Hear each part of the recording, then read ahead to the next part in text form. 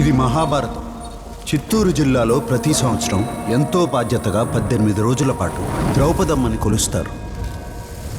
ఈ పవిత్రమైన నేలకున్న ఒకే ఒక నిబంధన, ఎట్టి పరిస్థితిలో ఒక్క రక్తపు బొట్టు కూడా ఈ నేల మీద చిందకూడదు.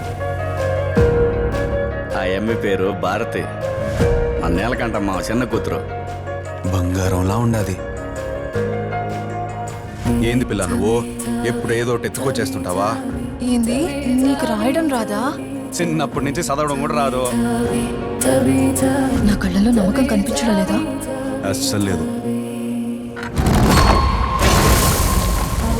ఈ మొత్తం జాతరలో అత్యంత పవిత్రమైన స్థానం ధర్మరాజు.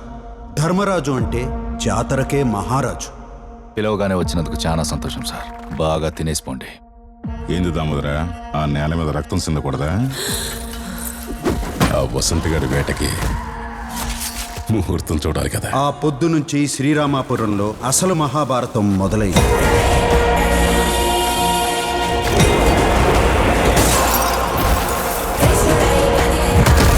నన్ను దాటి వసంత్ గారిని తాకని రా చూద్దాం.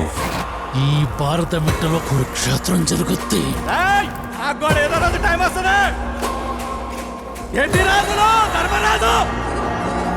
ఒక్కొక్క పాత్ర రంగులు మార్చడం మొదలుపెట్టాయి.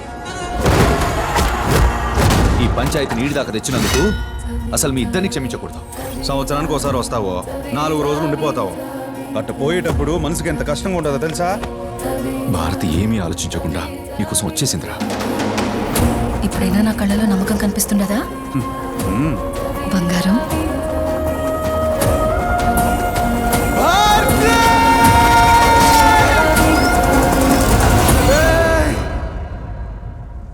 మీ కాలు పట్టుకుంటాన్రా. భారతి వదిలేండి రా, అది నా ప్రాణం. కురుక్షేత్రంలో ఆఖరి ఘట్టం విశ్వరూపం. జయ మంగళం నిత్య శుభ మంగళం, జయ మంగళం నిత్య శుభ మంగళం.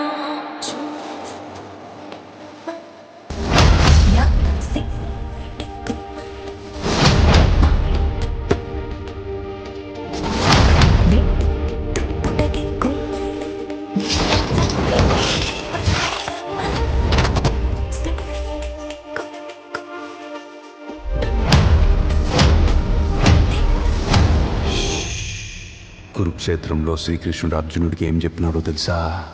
యుద్ధం కూడా ప్రశాంతంగా చెయ్యాలని. ఏంది, అట్నే చేద్దామా?